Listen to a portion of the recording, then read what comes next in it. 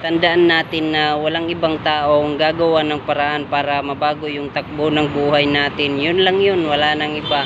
Huwag tayong maghintay na may taong maawa sa atin. Huwag tayong maghintay na may taong tutulong sa atin.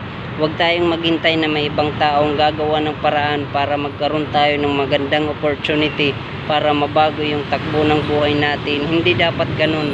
Huwag tayong maging palamunin sa bahay. Huwag tayong maging palamunin sa mga magulang natin.